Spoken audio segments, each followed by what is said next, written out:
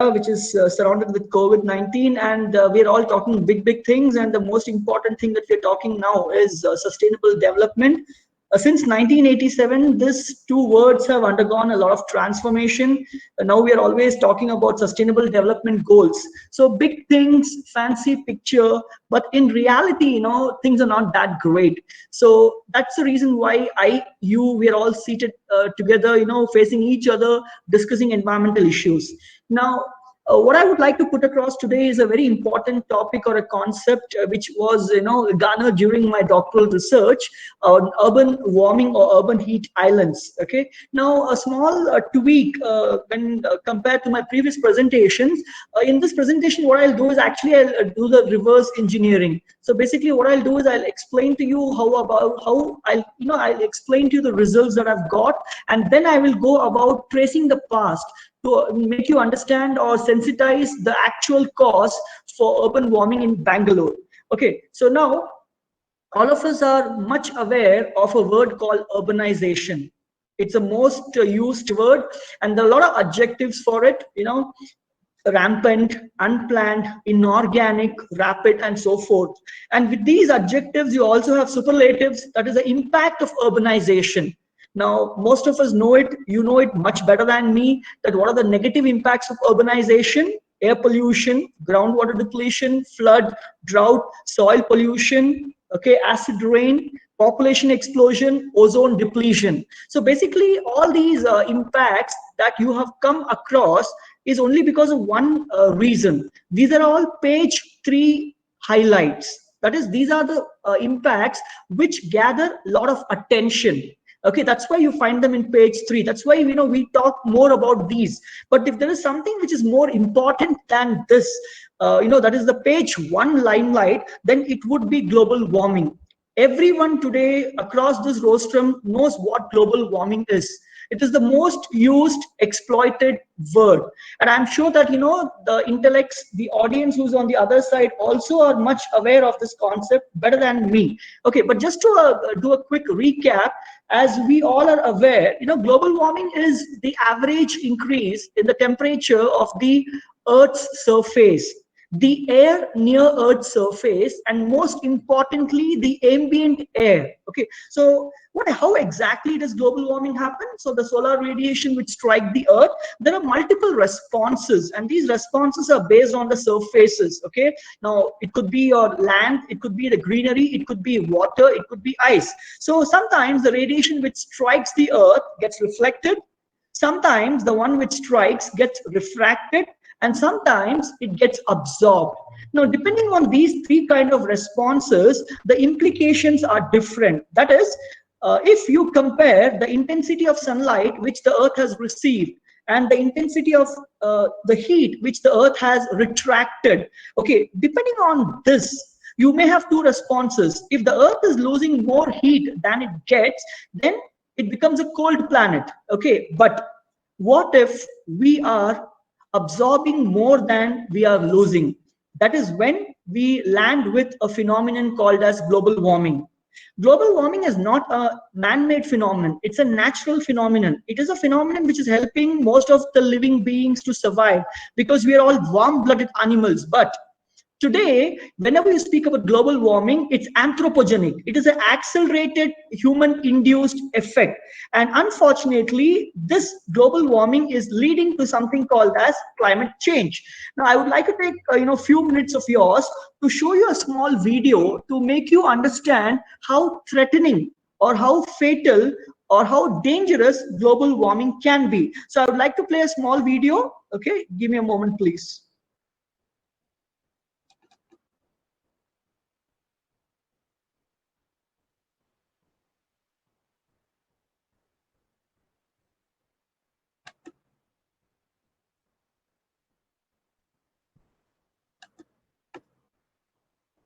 Can you see the video?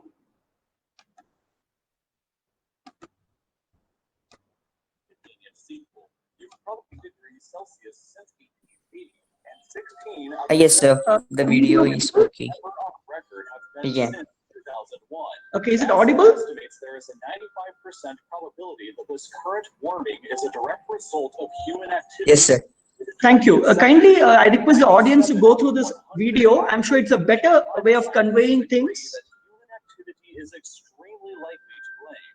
As a result of this, ice around the world is melting and raising the planet's sea levels. The oceans already rose by 6 centimeters during the course of the 19th century, but they rose by 19 centimeters during the 20th century, over 3 times faster than they rose during the previous century. NOAA estimates that global sea levels could rise by up to 2.5 meters by the year 2100, which would have devastating consequences. If this happens, entire island countries like the Maldives, Marshall Islands, Kiribati, and Tuvalu will be submerged beneath the ocean and cease to exist.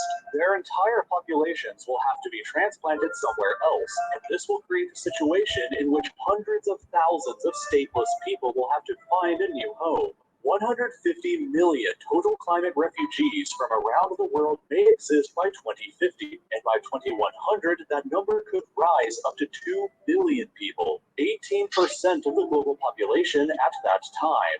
But in an even worse case scenario than this, however, what would happen if all the ice on Earth melted? If all the ice on Antarctica, Greenland, and the world's glaciers melted into the ocean, it would raise global sea levels by an incredible 68.3 meters. Such a catastrophe would take 5,000 years at the current rate of ice melting to happen, but it would severely alter the geography of our planet.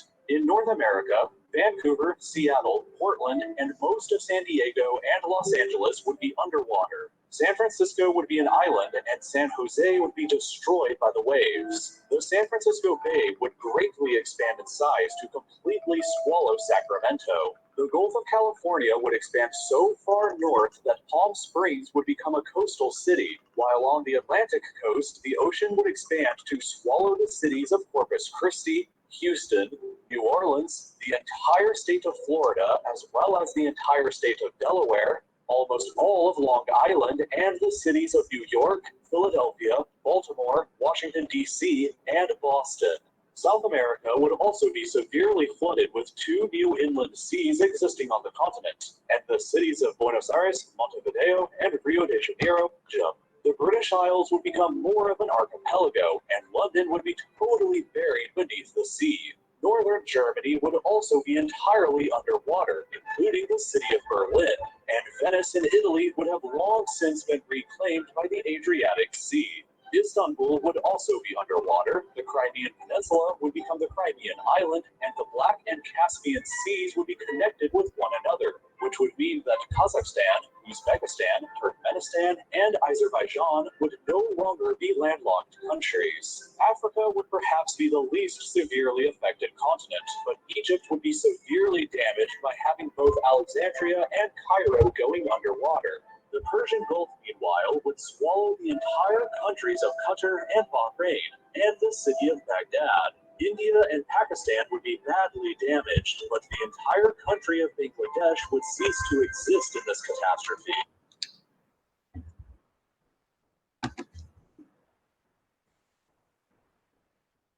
Thank you. So, the video what you just now saw was basically trying to make us understand how fatal global warming can happen, because once global warming starts, it would lead to rising sea levels, and of course the most awaited and dangerous global climate change, which is actually happening. Okay, now what I'm trying to put across here is, we all speak about big things, great things, but we tend to forget some things which are more important, or some things gets unnoticed.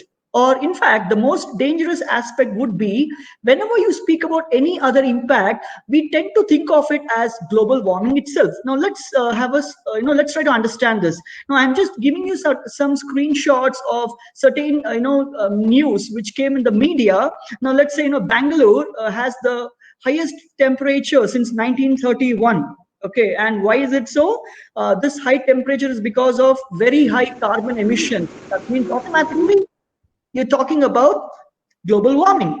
Okay, now the best part, Bangalore experiences the hottest summer in the last 85 years. So, my dear friends, obviously, when we look at these kind of headlines, we will also think that yes, we are facing global warming. Okay, and now if someone questions, so is it a very big concern, then obviously we would answer that no. You know why? Because it's not just Bangalore. There are so many other cities across the world which is also facing global warming. Okay, in the 1800s, it was only Beijing which had the population more than 1 million. Now at least presently there are more than 300 cities who have such a great population and are at the risk of what Bangalore is facing. But the question is once again this: is this global warming or not? So most of them would say yes, it is global warming. So my dear friends, I actually analyzed the temperature data for a century from 1900s to 2000. So even the data tells very clearly that the average minimum temperature and the average maximum temperature of Bangalore is constantly rising. It is constantly rising. Yes, this definitely means that global warming is taking place. It is taking place very right in Bangalore itself. Okay, but then what is the major concern? In order to make you understand that it is not just global warming which is a threat for us, I want to give you a different outlook. Okay, now the biggest problem lies with our understanding of the concept environment itself. Okay, whenever we were taught in the schools what is environment, okay, we say it is the surrounding, it is anything which surrounds us, but unfortunately it's not so. Environment, which is a French word, okay, basically the actual meaning of it is not the surrounding but rather the immediate surrounding. For instance, okay, now Himalaya is not my environment, the river Kaveri is not my environment, okay, Electronic City is not my environment, the air crash which took place in Kerala a couple of weeks back is not my environment. Something which is very close to me is my environment. COVID is my environment. COVID is also your environment. Something which is around you, close to you, in great proximity with you, only that can influence you. Okay, only that can impact you. Now, let me give you another example. Okay, I'm just trying to delve upon the fact that it is not global warming that you need to be scared of. It's probably urban warming. Okay, now I believe that the organizers are from Kerala, right? So if I may take this opportunity to just give an example.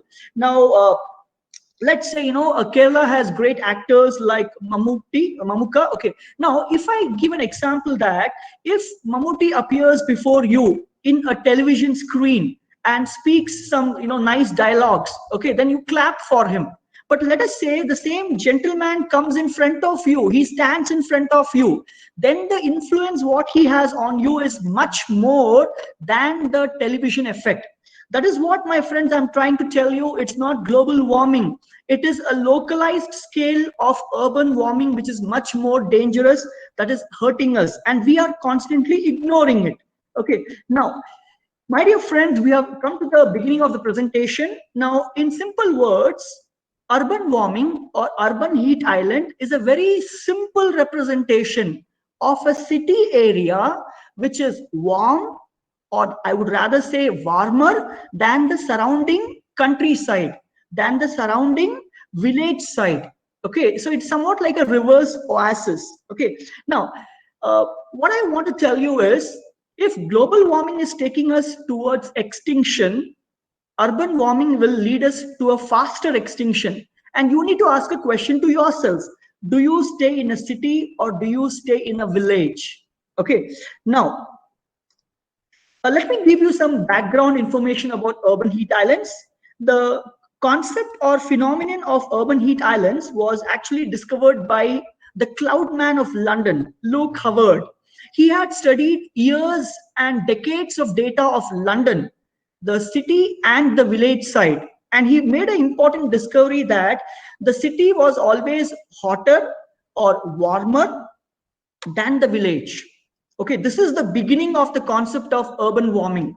Further, in the 19th century, a gentleman called Renou took the study forward.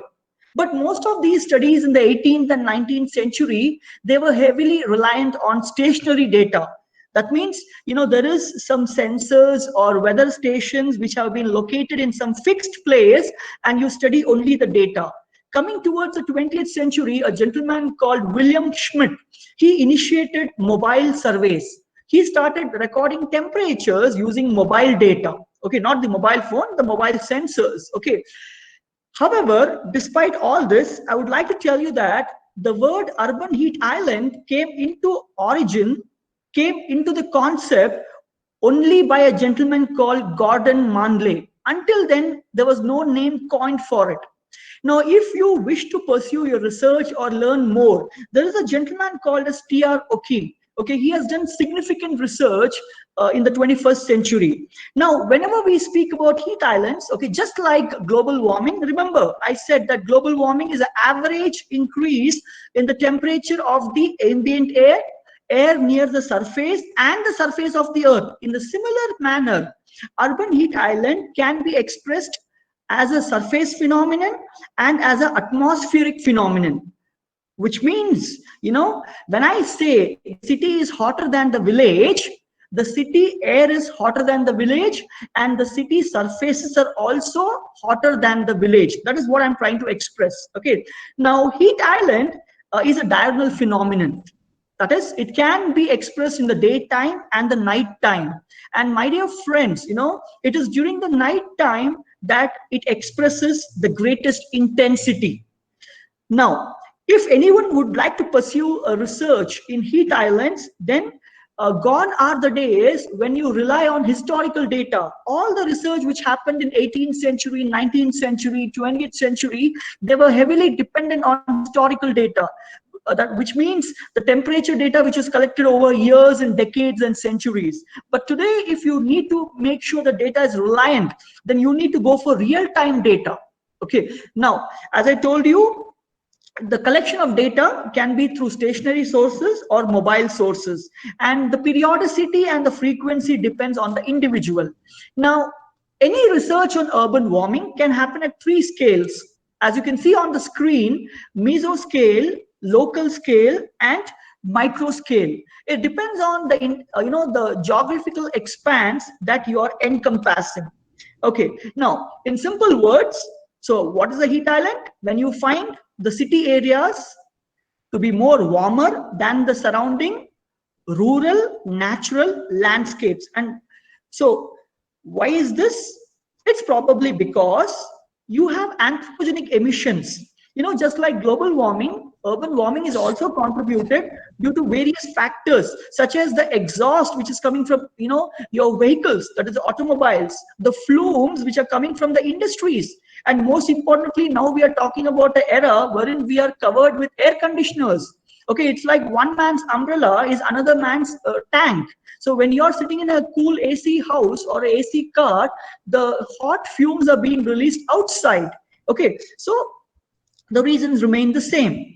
Now, my dear friends, now let me explain to you how I went about doing my doctoral research. I'd like to thank my 2 guides, Dr. Vijayalakshmi ma'am and Dr. Bhanumurthy sir. This was a research which was carried out under Vishweshwara Technological University, and it was funded by Jawaharlal Nehru Technological University. Sorry, the other way, sorry. Okay, now, my dear friends, now basically when I went about doing this research on urban warming, the first step was to identify the potential stations and observatories. Okay, I will be giving you further information moving ahead. And the second step was wherein we collected or procured sensors with data loggers, which can record the air temperature and other climate data. And this was subjected to calibration with a government body. The next step was to develop an indigenous radiation shield. The image what you see on the right bottom hand corner is the radiation shield. So in this research, we went about developing a Make in India type of radiation shield. Of course, this study also encompassed procuring satellite images that was basically cloud-free data, and also the study involved study of land use pattern. So why I'm trying to tell you all this is because urban warming is a phenomenon which is caused due to several factors. It is not just the climate, okay? It's also the land use pattern. It is also the anthropogenic emissions. So whenever you do a research, you need to understand what are the dependent variables and the independent variables. And finally, at this presentation, I'll be explaining to you the outcome of this project, which was new guidelines for a climate sustainable township. Okay, so this study was carried out at 12 strategic locations in Bangalore. The entire Bangalore was covered, whether it's a periphery or the core. Okay, all the coordinates, all the 16 quadrants were covered. The factors that we considered was the ambient air temperature, because it is the air which surrounds you which matters, and not the air. As I told you, environment is something which surrounds you immediately. Okay, now when I had when I had studied the basic land use patterns, we had encompassed green cover, okay, water cover, the built-up surfaces, the paved surfaces, and most importantly, the open surfaces and the sky view factor. Sky view factor is directly connected with the wind flow. Now, all the stations which were selected, they belong to all the categories. They were commercial, they were industrial, they were agricultural, they were residential, and they were also urban and rural. Whenever you do a comparative study, you need to have something called as a test station and a control station. So in these 12 stations, the rural area which shows the best features and the best probable result remains the control station, and one station will remain a test station wherein you do not utilize the data. Okay, and rather you would try to study the data on the test station to understand the validation of your mathematical model. So all these 12 stations were studied for a radius of more than 300 meters. Some of the studies went even for a radius of 2 kilometers. Okay, now that was site specific studies. Now, based on your IMD and your WMO guidelines, that is the World Meteorological Organization, any climate study you carry out should cover at least a radius of 350 meters or so forth. Okay, now this is just a snapshot for all of you to give you some demographic details with respect to the 12 observatories or stations in this study. Okay, now my dear friends, this is a radiation shield which was developed by us as a part of the study, which was an improvisation over the existing Stevenson shield or screen, which is manufactured outside this country. Okay, now this is a snapshot of how temperature data was collected along with humidity and dew point. As you can see, the interval was 30 minutes. This was a study which was carried out for extensively for more than 3 years. Okay, and this study was carried out in such a way that we covered all the 4 seasons, and we excluded data on rainy days, because you need to have bright sunny days if you really want to speak about temperature.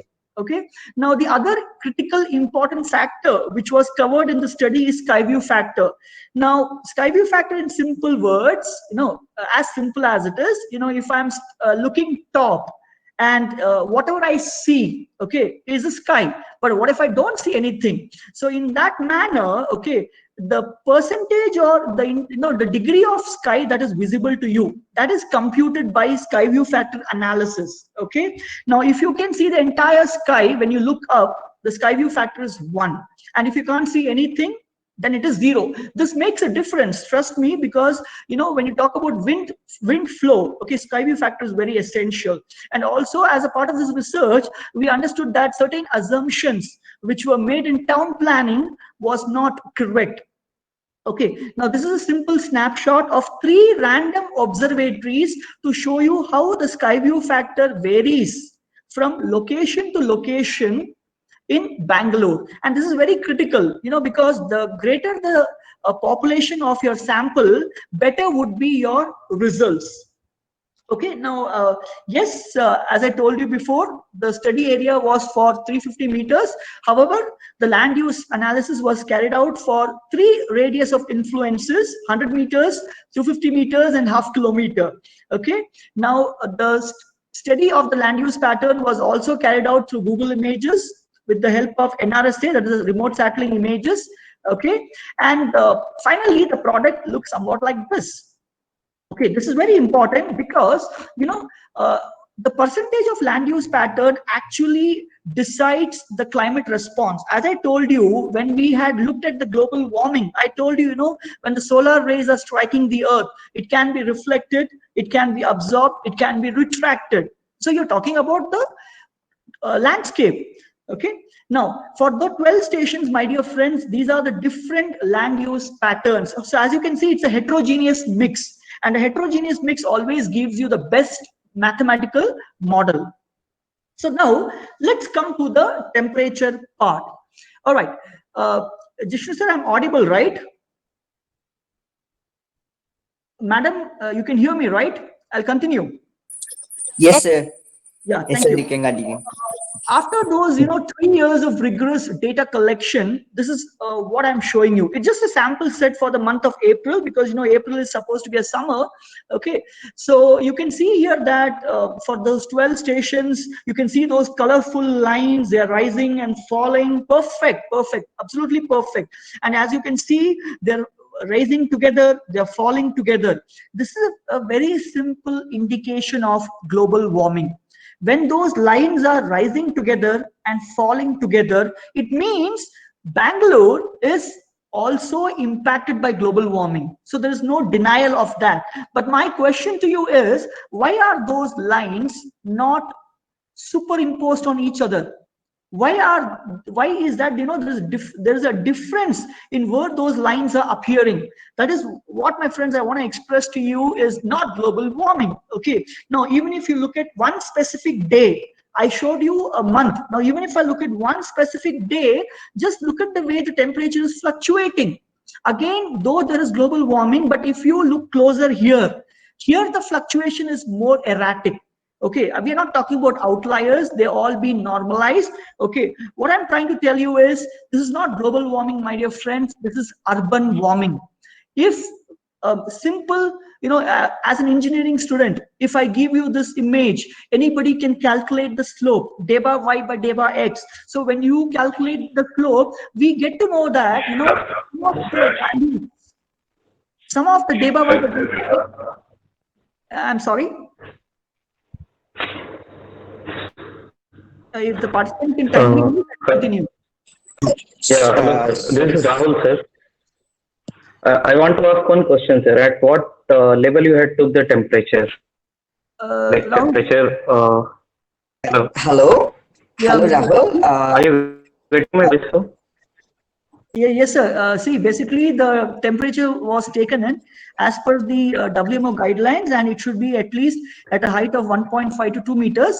And I would, if you don't mind, Mr. Rahul, I would request you to, write down the questions. I'll answer it towards the end of it if I'm aware of the answers. Okay, sir. So can I continue? Okay. Yes, sir. Continue. Yeah, And definitely. to the participants, please ask your questions in the chat box, and we will discuss after the section. Okay. And after the section, you can also ask the question to sir. Okay. Yeah, thank Please you. cooperate. Yeah, thank you. Okay. Thank you, Mr. Rahul. Thank you. My dear friends, as I was telling you, if you analyze these graphs, these charts, then it is very evident, it is very obvious that this is not global warming you're talking about. It is urban warming.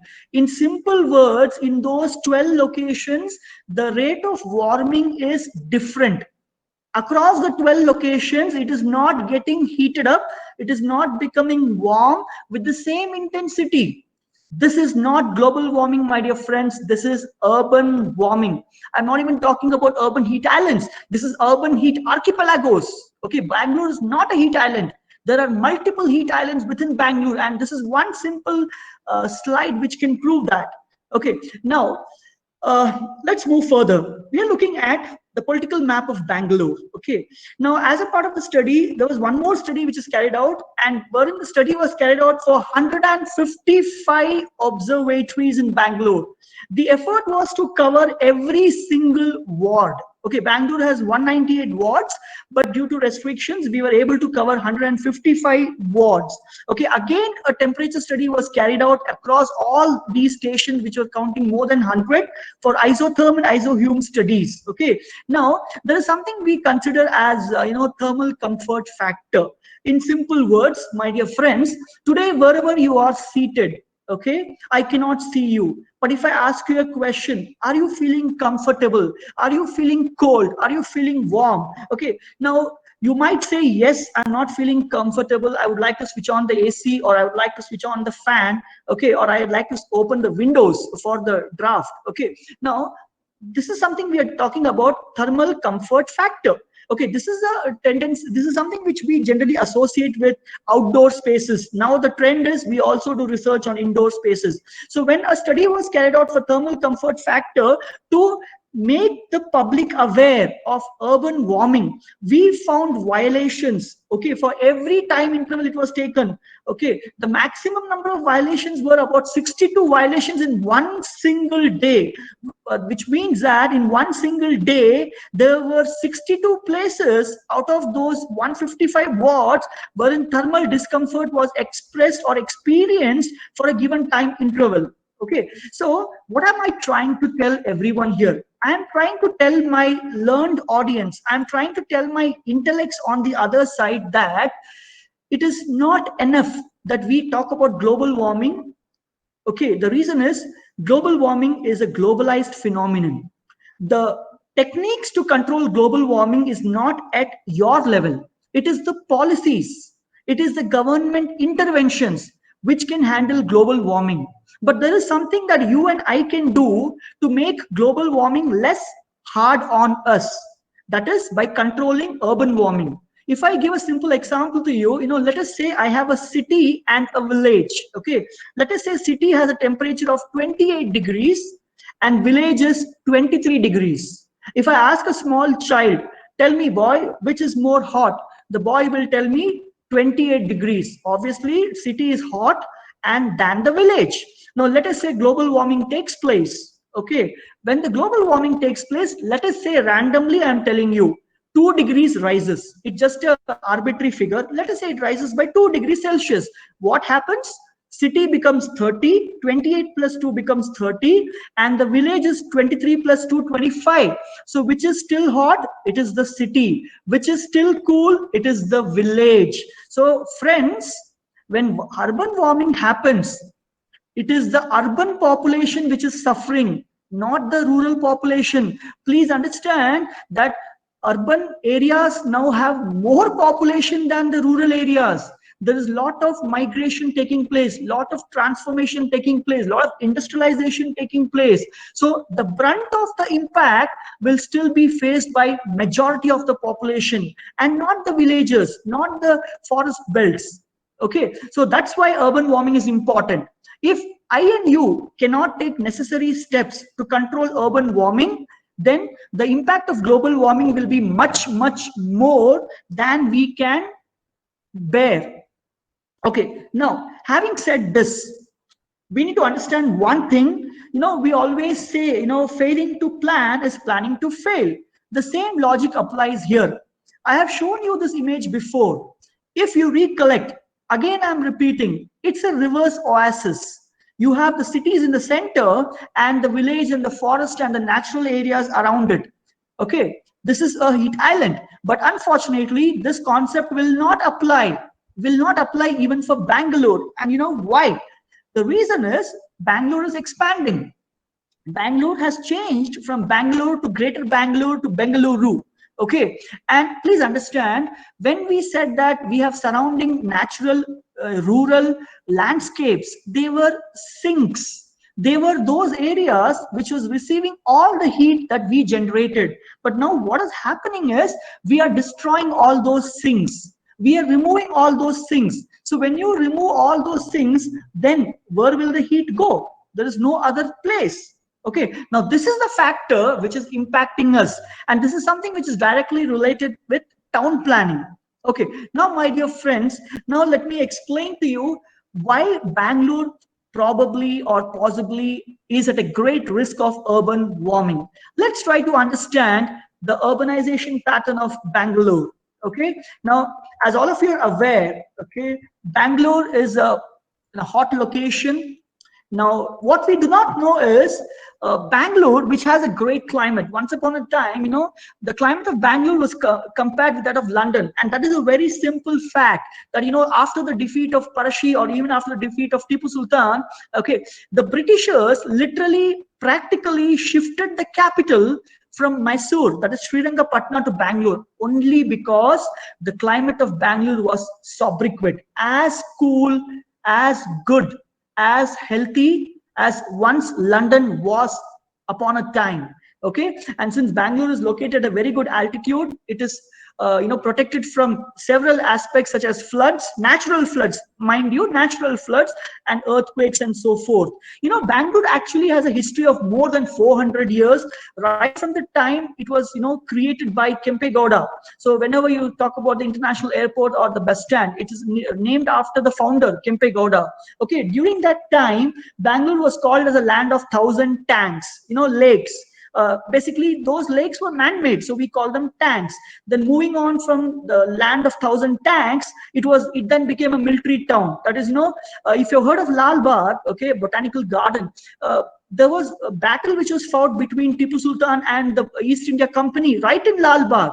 Okay, then moving on, after the third Anglo-Mysore war, after the defeat of Tipu Sultan, then the Britishers took over the city. They converted Bangalore into a cantonment area, and then after independence, it was just before independence, it was called as Garden City thanks to the Britishers. Okay, but after independence, unfortunately, Bangalore has transformed from a garden city to an industrial city to an electronic city to a concrete city to, unfortunately, now called as garbage city. My dear friends, this is urbanization we are talking about. Urbanization is not bad. Unplanned, rampant, inorganic, rapid, unthoughtful urbanization is definitely bad. Okay, now I'll try to run you through these transformations. Now, basically what happened is, due to the Second World War and after India gained independence, there was a trend that the nations need to be industrialized. Okay, and the first Prime Minister of India, that is Pandit Jawaharlal Nehru, he selected Bangalore as the prime location for setting up all the defense industries. Now, a very simple reason: it is very far from few of our great neighbors. Okay, now for that strategic reason, now you have BEL, you have HAL, you have BHEL, and NAL. So all these great defense laboratories and national installations are in Bangalore itself, which means Bangalore was witnessing a phase of industrialization, and due to this, population also was rising rampantly. If you actually look at, if you start counting, 1 in every 6th person who lives in Karnataka actually stays in Bangalore. The population is rising so rapidly. In fact, you would not believe it that the population of rural Bangalore is much more than any other urban places in Karnataka itself.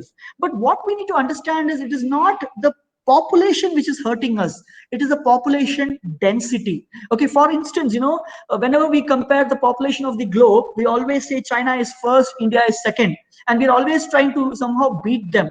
But even if China has the highest population, Chinese do not have to worry. Why? Because the population density is much lesser than that of us. So it means literally that we have more Indians, we have more individuals in a small space. So what is hurting Bangalore?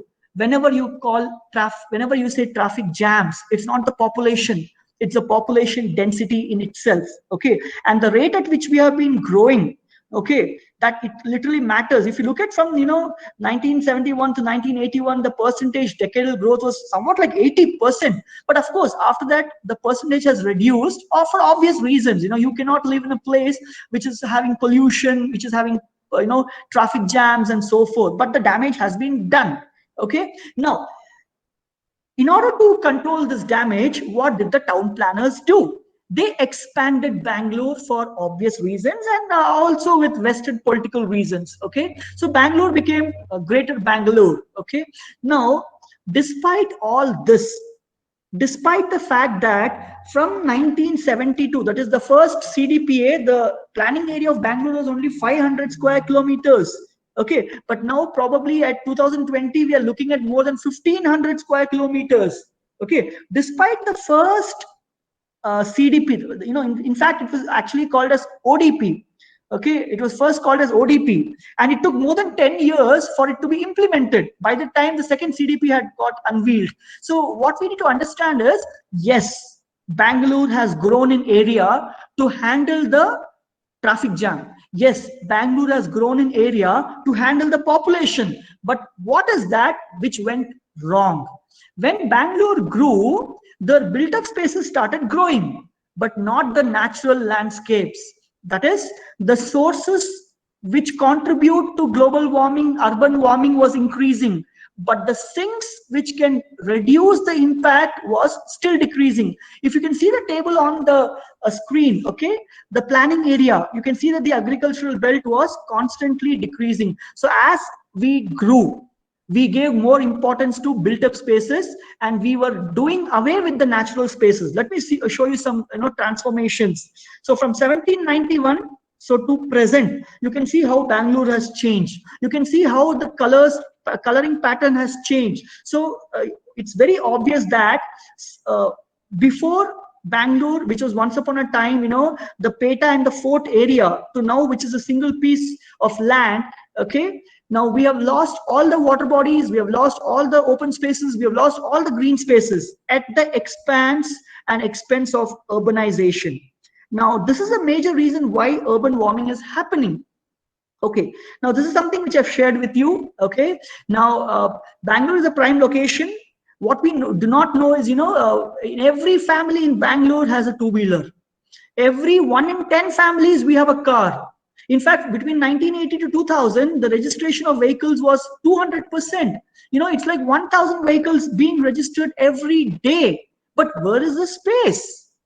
And for this space, you speak about road widening, you speak about felling of trees, you speak about enhancing the Bangalore, okay, at the expense of those things which can actually diminish the effect of global warming. What are those spaces? You're looking at the green spaces. Now let us say, all of you might have heard about the two famous spots in Bangalore, Cubbon Park and Lal Bagh. Okay, you're looking at Cubbon Park on the image, top left hand corner, 18th century or so, towards the end of 18th century rather. But if you come today to Bangalore, to Cubbon Park, this is not the picture you see. There is more of urban spaces. You have forgotten those native trees. You got all those trees which have been imported from some of the countries. Okay, now Bangalore also has a forest. But where has the forest gone? Okay, now let's understand one thing. If you can also see the satellite images, which is based on a study by Indian Institute of Science, Dr. T.V. Ramachandra. Okay, you can see that the built-up spaces have increased by 400%, and the greenery has just diminished. Today, if someone speaks about Bangalore and a forest, the only thing which comes to our mind is zoo. Bannerghatta Zoo. Bannerghatta is not just a zoo. Bannerghatta is a national park. But the rate at which we are encroaching it will finally become a zoo one day. Okay, and this is a very simple pictorial representation to make you understand how encroachment is taking place around Bangalore. This is a data which has been taken from the government records. Okay, that is the state of the art environmental report.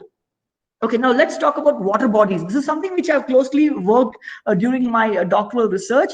Okay, now as I told you, we don't have rivers. Bangalore basically has no rivers. We have a very strong water, a three-valley system, that is Challaghatta. Okay, and we have the Balandur and we have the Hebal. So basically what happens is, in Bangalore, there is a cascading effect. That is, when one lake gets filled, it overflows through a nala into the other lake. So basically, this is the the water, urban drainage pattern for Bangalore. But as you can see in those images from left hand to the bottom, okay, the blue lines are reducing, and those colored, those beautiful colors are increasing. This is a simple representation to make you understand that how we have eaten away or drunk away, practically, if you would like to say it, the lakes. All the lakes have been encroached for various reasons. And what we need to understand is, the very fact that we don't have rivers, okay, also we need to note that lakes are not perennial. Lakes are rain fed, they are seasonal. So which means that whenever you have rains, your lakes are filled with water. Otherwise it's a dry tank or a dry bunt, which gives an opportunity for everyone to encroach it. And one of the major reasons why this happened is because whenever we were laying the roads, we literally cut across the water network. We literally cut across the subsurface flow. Okay, now if you cut across the subsurface flow, the lakes will not receive the water. And one of the case studies as a part of the doctoral research was to understand how a lake was exploited, or how it disappeared. Okay, of course it's not part of this presentation, but just to show you a glimpse of how a lake called as the Sampangi Lake was lost in the name of urbanization. Okay, so my dear friends, this is a simple representation of how Bangalore lost the water bodies which actually would serve a great purpose in reducing the impacts of urban warming or global warming. Now the state is so bad, the plight is so bad that what you see in front of you is actually a lake. You don't believe me? I'm telling you, this is actually a lake. Okay, but then probably the authorities felt bad about it, so they constructed something like this and said, okay, now we have something which resembles a lake. But if that is the case, where did all the water go? Okay, because it is by default that whenever it rains, all the lakes must get the water.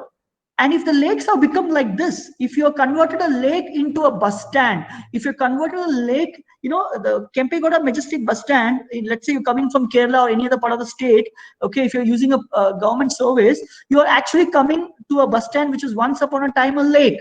Okay, now we have hospitals, we have institutions, we have stadiums now standing where once upon a time there was a lake. Okay, now then what is the implication? Okay, now let's see a small video of 30 seconds to make you understand where the water went.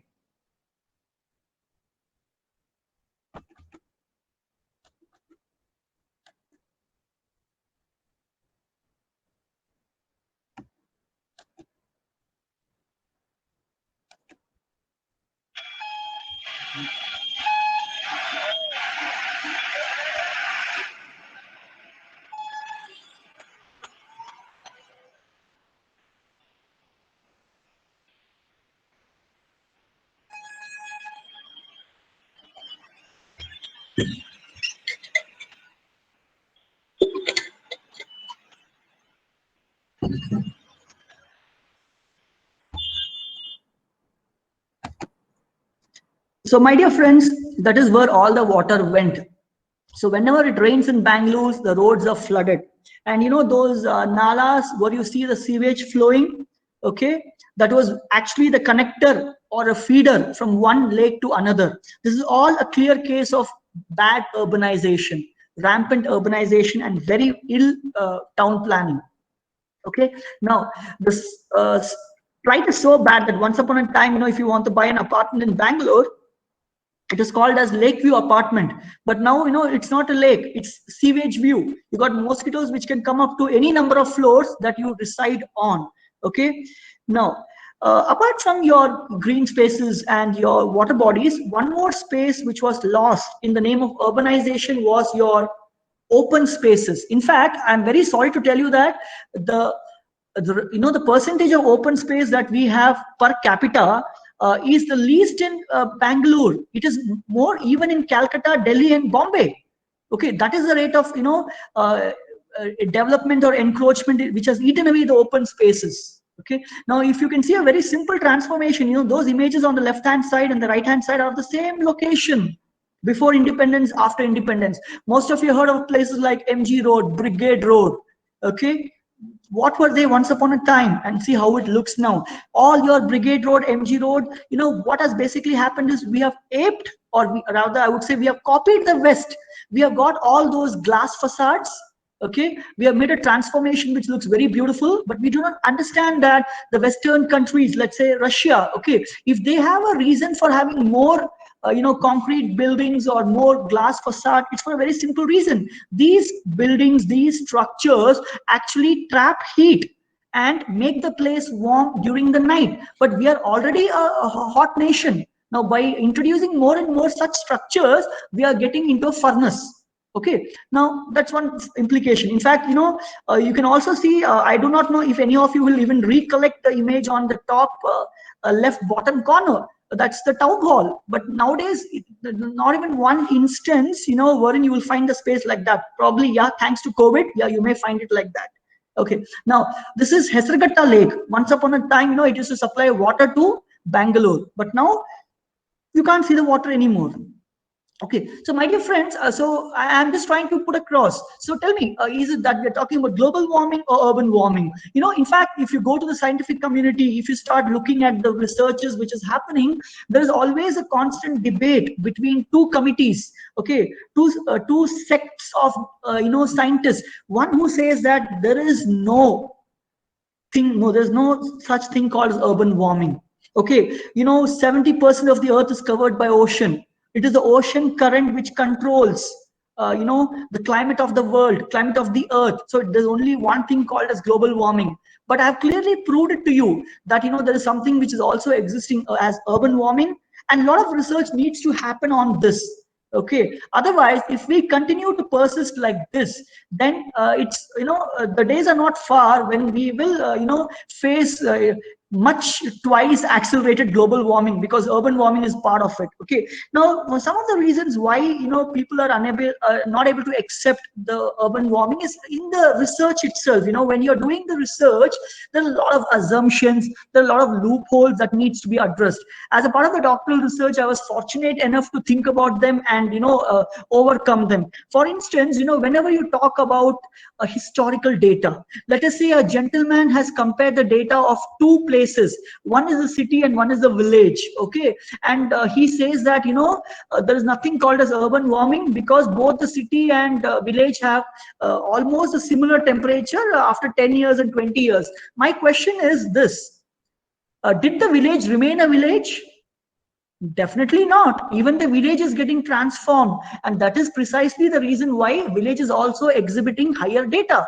And we are very well aware that when you rely on secondary data, how reliable the data would be in research in case if there's any malfunctions. Okay, or how representative is your location, how representative is your station. Let me prove this to you. Okay, as in fact, I believe I do not have the image which actually Mr. Rahul was talking about. There is one image in which a sensor was located at 5 meters somewhere at the top of a building. That definitely cannot give you proper scientific data. But now let me look at the image on the top, the bottom right hand corner. You can see a Stevenson screen. Okay, and that is supposed to record temperature, but you also see vehicles around it. You see automobiles. So automatically, obviously, when these vehicles switch on the engine, when they start, their fumes also will be leading to the Stevenson screen. So you are actually giving wrong information. You have a source of heat very close to your sensor, which is giving a wrong information. Okay, so now, I'm sorry. Okay, now moving on further, the other issue which deals with research is, we always say that there are three kind of lies, damned lies, and statistics. Okay, it's also important that how you play with numbers. Okay, how you decide the sample size, how you decide the population, because if you don't play with your numbers properly, it's obvious that you can get outliers, you can get tweaked results.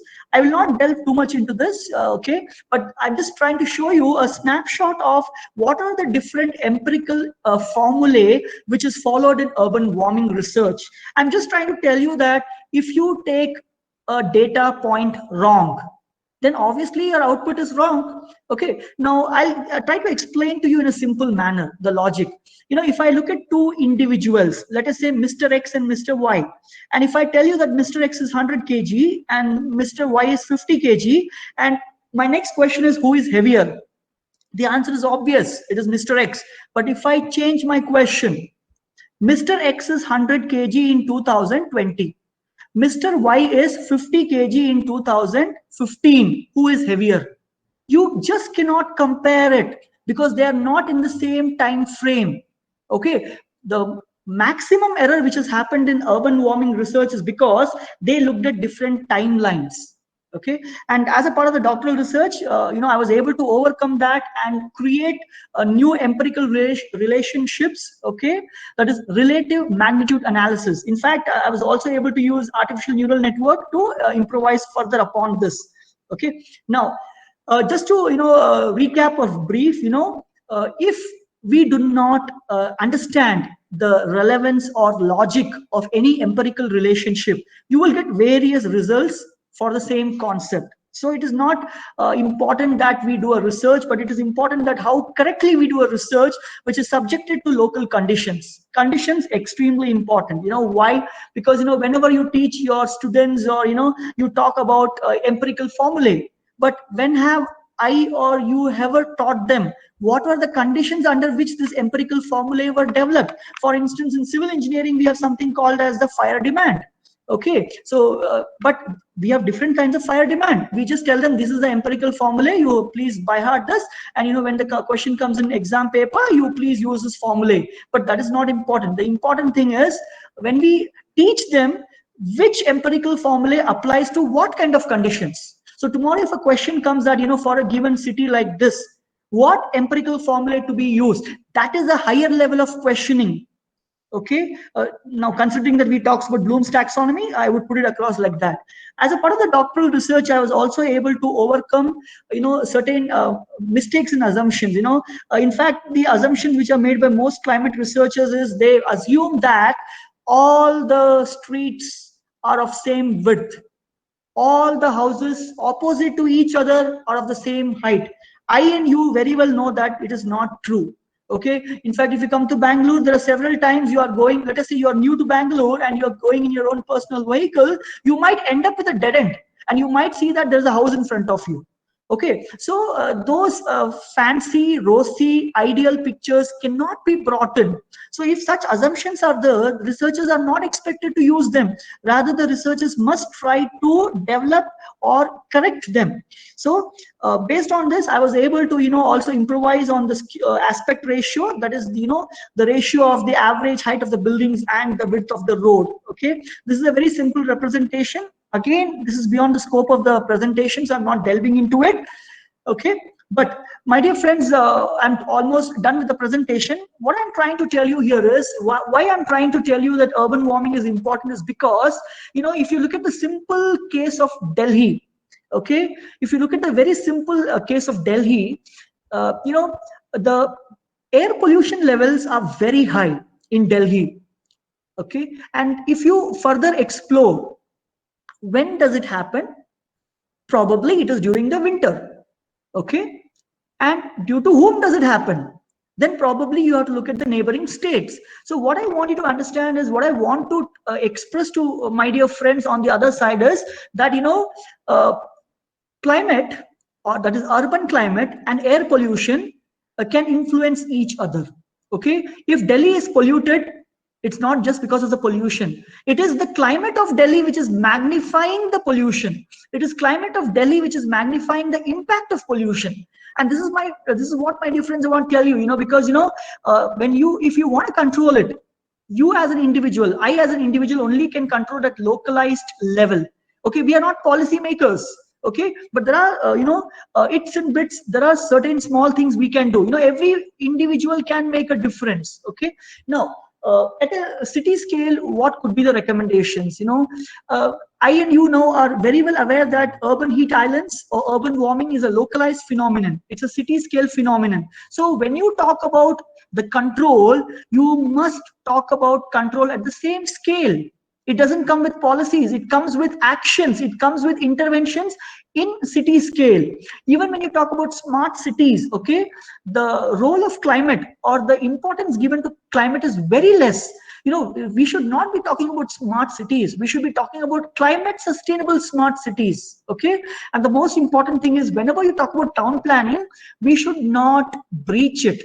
Okay, Bangalore, once upon a time, we had 5 industrial zones like Whitefield, okay, Electronic City, Jigni, and probably Pina industrial area. That means that these were once upon a time on the outskirts of Bangalore. But today, if you come to Bangalore, Pina is within Bangalore itself.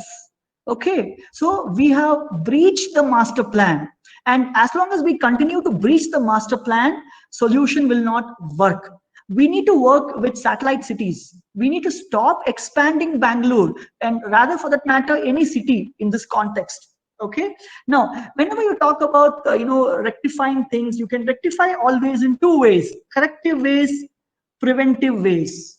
Okay, now Corrective ways are those wherein you try to incorporate the corrective measures. It could be cool roofs, it could be cool pavements, it could be green roofs, and so forth.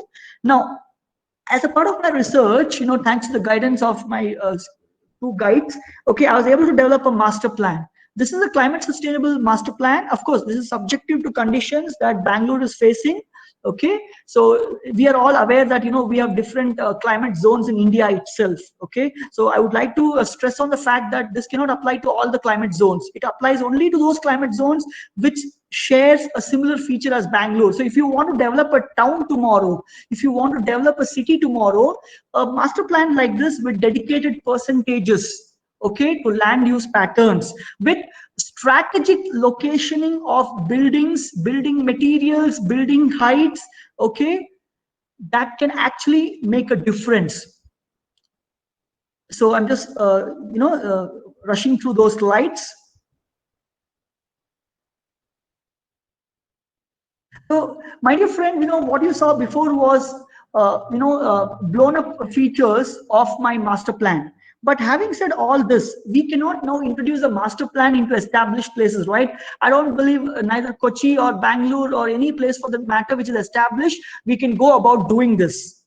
So then what is that you and I can do? We need to come back to the basics, preventive measures. Okay, we always say that as a child, we always learned prevention is better than cure. I showed you the cure before, but what is that we can prevent? We can prevent cutting down of trees. Okay, yes, the roads have to be widened, but do we have to cut the trees or we need to relocate the trees? That's a very important question, because tomorrow, what is the use if you have a Mercedes Benz and you have no fuel? You have a Mercedes Benz, okay, but the moment you step out of the Benz or you're sitting inside the Benz and the air is polluted, okay, I'm very happy that at least finally the town planners have come to know that Bangalore is having so many heat islands, and cutting the trees not an option, definitely not an option. Okay, so my dear friends, if I and you are not able to spread this message forward, the only objective of taking this topic was to forward this to you. I wanted to share my knowledge with you, because if you share this with somebody and if they share with somebody, then definitely our earth will continue to be a good place that we can survive. We have only one earth. Okay, and it's and probably we are the greatest fools or the greatest dumb creatures created by God who are destroying earth. Let me be honest, we do not have any constructive roles. If you kill all the ants, okay, the entire earth will perish. But if you remove all the human beings, nothing will happen to the earth. Earth will continue to bloom. It will be much better. Only thing is, we will not be able to see it. Maybe a glimpse of it, we could see it during the early lockdown phases of COVID, that earth can persist and survive. It doesn't need us. So when it doesn't need us, we need to be constructive, eco-friendly when we are surviving here. We need to move away from the concept of human-centered approach. We need to go away with our ego. We need to understand that we are one among the many earthlings, the creatures created by nature. There's only one God, that is nature. Okay. In fact, every religion you go into, they speak about nature. They give importance to nature, but we have sidelined it. Okay. So my dear friends, I'm done with the presentation. These are some of the publications. If you're interested, you can also, go through these publications to get much better information due to the want of time. Okay, so I once again thank you all for your kind, patient hearing. Thank you.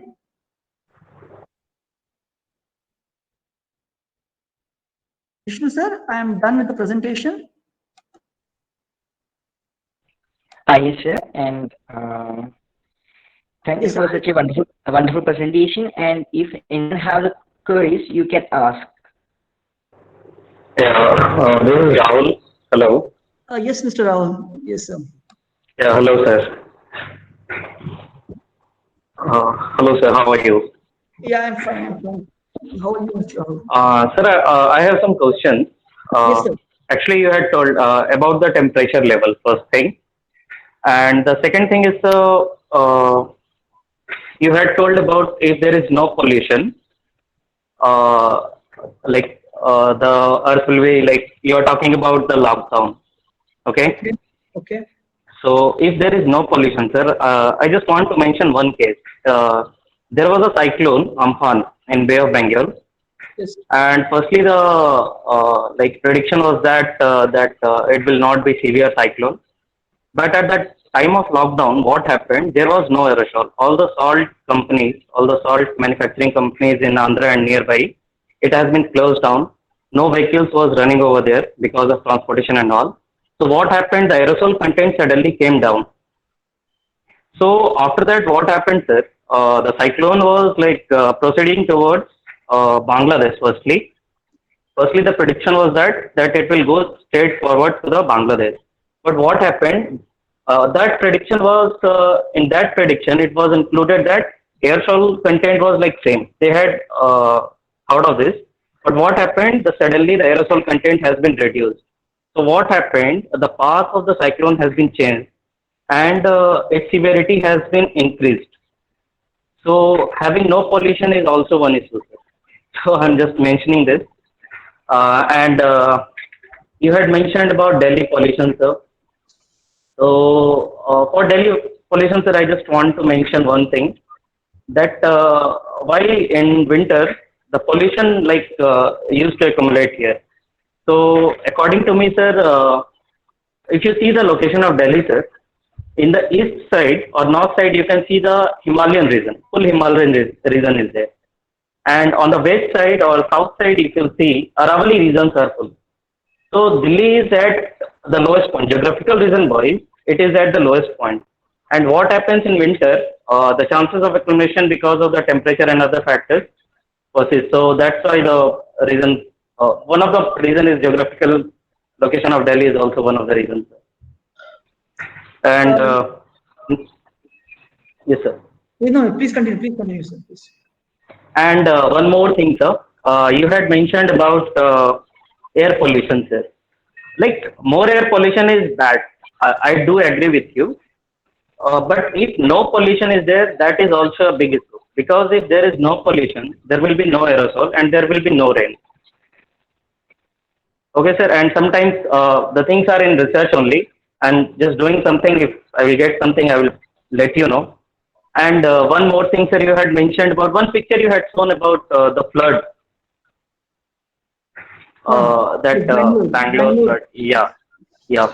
So, sir, okay, I don't know why it might, what might be the reason that that lead to this scenario, but I don't know what is the nearby infiltration capacity at that time. What is the land use and land cover, and what is the role of drainage? The role of drainage also plays a vital role. I don't know what is the drainage condition, how the BMC is maintaining the drainage, and the local authorities are maintaining drainage and all those things, because they all are knowing that population density is just one. They all are knowing, they all are aware that okay, if people are coming from outside also, they might be having the record of that also. So these things are also there, sir. And sir, I had not understood about violations you had mentioned, sir. One slide was there about violations. Okay. Okay. Sir, can you please tell me about, afterwards I can ask you, sir. Not a problem. No problem, sir. Yes, I was just jotting down what you said. Now, yes, Delhi exactly, exhibits features which is very similar to your Muse Valley. Okay. So, yes, the topography plays a very important role, and considering that it's a low-lying area, okay, and if you have pollution coming out, maybe it's contributed by Delhi itself or the neighboring Punjab or whatever. Okay, yes, sir. Exactly based on the terrain features you told, yes, Delhi is suffering from that. Yeah. Now, what we need to understand is we need to be, smart when it comes to planning towns. When we know that, climate can influence pollution, climate can aggravate pollution, then we need to also take steps to understand that and respect that. We cannot think Delhi is same as, Punjab is same as Maharashtra. Definitely not. And as you right away put it across, whether it's the Aravalis or the Himalayas, they definitely play an important role. But has that been thought? Okay, has the natural wind pattern, the wind flow path been thought when you talk about having a stacks? Okay, that's the first thing.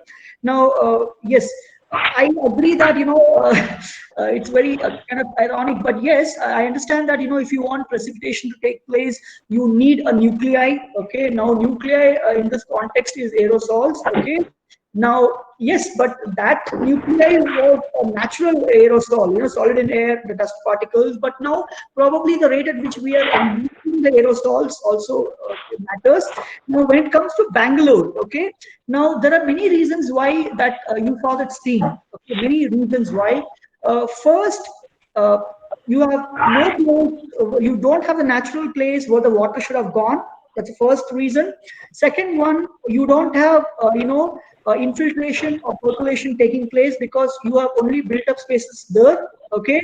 The third one, your sewer lines, okay, and your urban drains, okay, they're all being encroached upon, even your manholes. So there is a lot of encroachment and non-functioning, non-monitoring taking place, which also aggravates it. And most importantly, if I just give an example, Bangalore is actually facing climate change. Let me be a little hilarious or funny in explaining this. If a person is taking bath, he stands below a shower. Okay, he expects a particular quantum of water to fall on his head.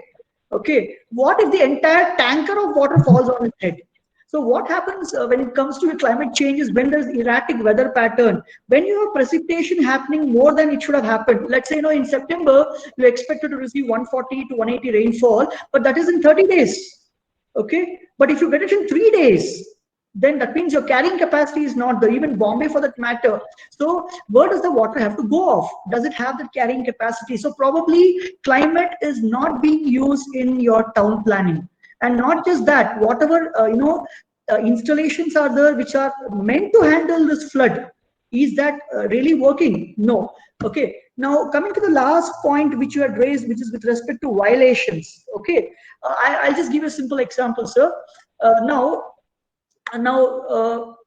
right now, wherever you are seated, or let us say you step out of your house, or you're working in a particular place, and talking about outdoor spaces, not indoor spaces. Okay, now when it comes to outdoor spaces, you need to be comfortable. Okay, I'm not talking about comfort in terms of your dress. I'm not talking in terms of what you eat. Rather, comfort in terms of temperature, comfort in terms of humidity. Okay, you are an individual who was born probably Bangalore, who never used air conditioners in the lifetime in 70s. You are probably born in Bangalore who never used fans in the night time, or probably you are from Chennai. Okay, you're probably from Hyderabad, wherein you are born, you are brought up, and you have a particular type of weather or climate pattern. But when you experience peaks, that is in a daytime, when you experience more warm or hot than it should be, okay, that's a violation of your thermal comfort factor. Okay, definitely depends on your surroundings. It depends also on what you're wearing. Okay, now when I refer to violations, I was just telling that those are the number of instances or occasions or durations wherein a particular human being or a community would have felt more warm than they should have felt based on the normal thermal comfort factor. For every human being, every individual, there is a normal range when it comes to your air temperature or your humidity also. Okay, and that again varies from location to location depending on your climate zones. So when you are facing discomfort, when you say that it is becoming more warm, more hot, okay, that means you are facing discomfort. So when I meant violations, I was referring in those attributes. I hope you got it, sir. Yeah, thank you, sir. Thank you, sir. Thank you. It's almost clear everything. Yeah, thank you, sir. Nice Thank to learn from you also. I'm very happy. Yeah. Yes, sir. Any other queries are there? If I know the answer, I'll definitely answer. I'm also learning.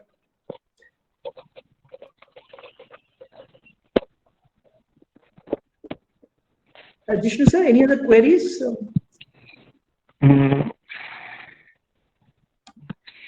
Yes, sir. There is one question by Anuradha.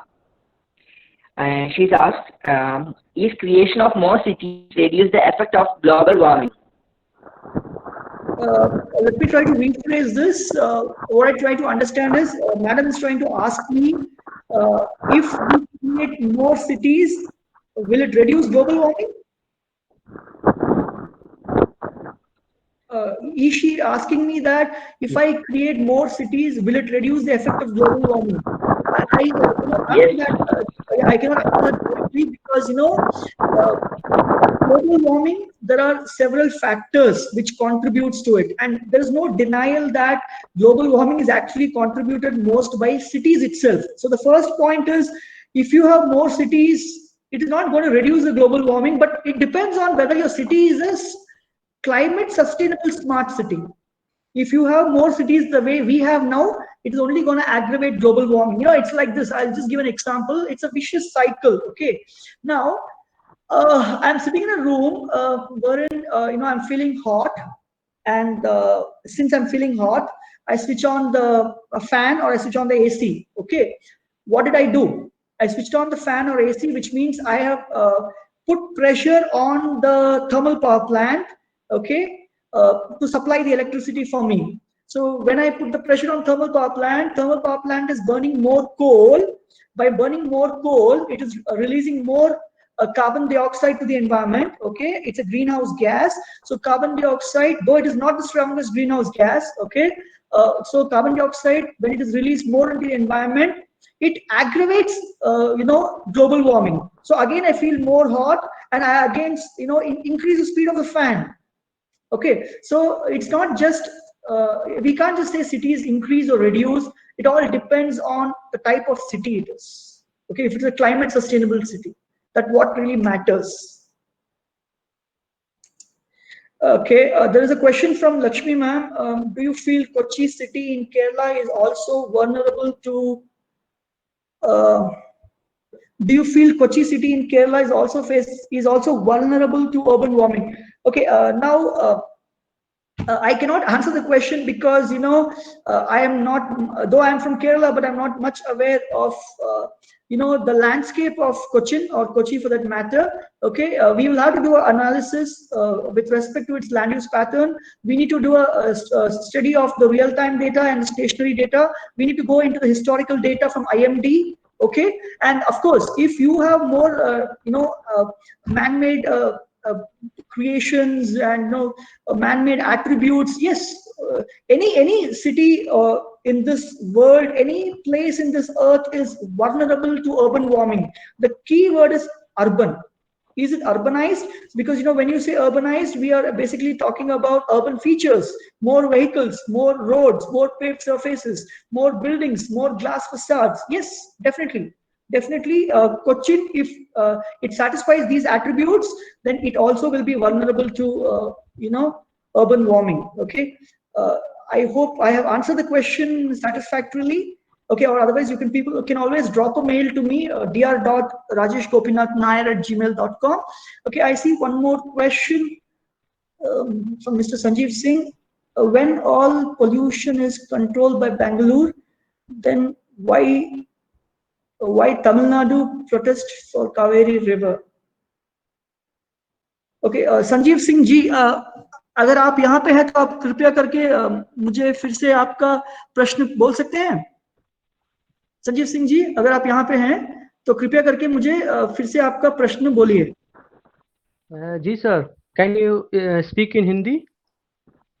Sir, यहाँ तक मैं जानता हूँ हिंदी हमारी राष्ट्रभाषा है, तो शायद मैं प्रयत्न करूंगा। आप कृपया करके बोलिए। Thank you sir. सर, वो मैं 2080 में पढ़ा था कि वो कावेरी रिवर में आप लोग जैसे कि वहाँ पे पॉल्यूशन नहीं है, कुछ नहीं है, सारा कुछ वहाँ सही है, आपके ओर से कोई पॉल्यूशन नहीं हो रहा है, फिर वहाँ पे कावेरी रिवर के लिए तो तमिलनाडु क्यों प्रोटेस्ट कर रहे हैं? चलिए, मैं झारखंड से हूँ। अच्छा, इसमें मैं थोड़ा सा ये आपको डिटेल्स जानना चाहता हूँ, कैसा क्यों हो रहा है। ठीक है सर, मैं I'll try my best, जितना जानकारी मुझे है उतना मैं जरूर बोल सकता हूँ। पहली बात तो ये है कि कावेरी रिवर अनपोल्यूटेड नहीं है, ठीक है। there are probably more than 30 carcinogens in Kaveri river, मतलब which causes cancer, जो कैंसर जो आपके शरीर में कैंसर ला सकते हैं, वैसे सारे केमिकल्स कावेरी रिवर में हैं. तो it's not polluted first and foremost. Okay, second thing is Kaveri river Bangalore में नहीं है. So Kaveri originates Kaveri originates in some other part of Western Ghats in Karnataka, in Talakaveri or Coorg area. ठीक है. और दूसरी so that's the second part of the answer. अब तीसरा जो आपका प्रश्न है कि तमिलनाडु और कर्नाटक में क्यों पानी का दंगा चल रहा है, शायद ये तो बस पानी सबके लिए जरूरी है, पानी नहीं है तो जीवन नहीं है, तो शायद इसीलिए उनका अनबन चलता रहता है. और ये सब ऊपर की बातें हैं. See, when it comes to your conflicts for water, okay, it's not old, it's not new. पानी के लिए जंग तो जरूर होगा. इनफैक्ट अभी अगर तीसरा वर्ल्ड वॉर अगर होगा तो पानी के लिए होगा. अरे भाई, जेम्स बॉन्ड का नया मूवी भी पानी के ऊपर ही लड़ाई हो रहा है. So it's a very tough question. It's a very मेरे लिए ये उसका उत्तर देना बहुत ही मुश्किल है. लेकिन ये आप तो जानते होंगे, पानी कर्नाटक को भी पानी चाहिए. तो हम तो यही कहेंगे कि जितना हमारा जब पानी का इस्तेमाल खत्म हो जाएगा, जब हम पूरा पानी हमारे लिए पानी काफी नहीं है, तो हम आपको पानी कैसे दें. So this is the basis for the argument between Karnataka and Tamil Nadu. Okay, हमारे लिए पानी काफी नहीं है, हम आपके लिए पानी कहाँ से दें. Okay, so now let me reiterate. Kaveri River is Bangalore को कावेरी का जो नदी है वो बैंगलोर में नहीं बहता है. ओके, इनफैक्ट बैंगलोर के लिए कावेरी का पानी पंप करके लाते हैं. बहुत ही पैसा खर्च करके बैंगलोर को कावेरी का पानी मिलता है. सर, आपको समझ में आया सर? मेरी हिंदी थोड़ी भ्रष्ट है तो कृपया माफ कीजिएगा, समझ में नहीं आया तो. बहुत अच्छी है सर आपकी हिंदी. धन्यवाद. Just I sir. Thank you sir. Thank you.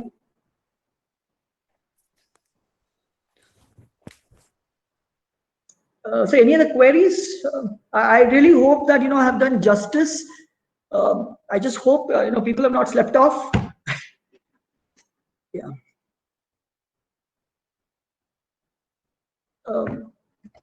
Jishnu sir, anything else?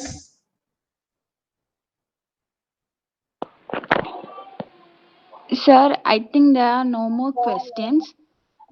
Okay, ma'am. All right. So we would like to wind up the session. Thank you. And thank you. The session was very informative, and we expect more from you in the coming future. Sure. Okay, sir. Thank you, sir. Thank you, madam. And I'd like to thank the organizers once again, and I'd like to thank the audience also. I also got to learn today from the audience. It's very nice. Thank you. Godspeed. Be careful. Okay, sir. Thank you. And one more to mention, sir. Hello. Yes, sir. Yes. Yes, sir. The session was very informative. I get a lot of things what currently the situation about Bangalore and other areas. So it was very informative, and I guess it will help me in deciding my whatever the things assumption and other things I'd get to know about the states and other things. It was very informative, and thank you for this. Yeah. Thank you, sir. Thank you. Thanks a lot. Okay, nice to see you after a long time, sir. Okay. Hello, sir. Okay, sir. Thank you. Question from Lakshmi. Sir, hello.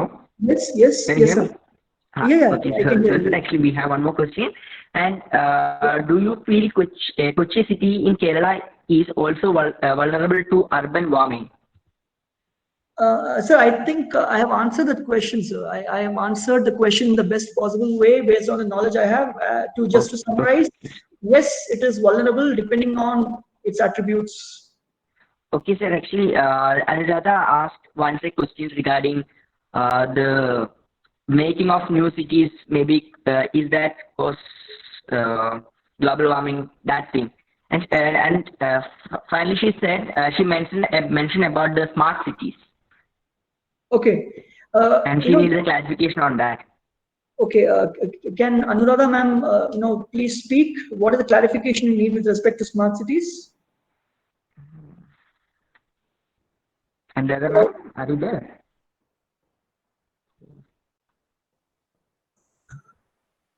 Okay, in case if she's not here, smart city is not a, see, smart city, when you talk about smart city, basically what are we talking about? We are talking about better connectivity, we're talking about better networking, okay? In simple words, if I would like to tell you, I'm driving a car and, I want to find the parking location. I switch on my GPS and my GPS tells me that go to this road, go to this block, you can park the car. That's all a smart city is. Okay, it's all about IoT, the Internet of Things. It's all about sensors. But smart city is not a solution for global warming. Smart city is definitely not a solution for urban warming. In fact, as I told you, not just town planning, even smart cities also, they are ignoring the concept of climate. Okay, you need to go one step ahead and talk about climate sustainable smart cities. The component of climate, the concept of climate must be introduced. When you're planning it, you need to bring that in the picture. If you do not look at climate attributes in your planning, I'll just give you the same example. Okay, now let's say again I'm driving a car and I want to find a place to park it. Okay, what will a smart city device do for me? It just tells me that there is a location, go and park your car there. Okay, if I didn't have a smart device, what will I go searching for? I would go searching for an empty space where there is shadow, where there is a tree.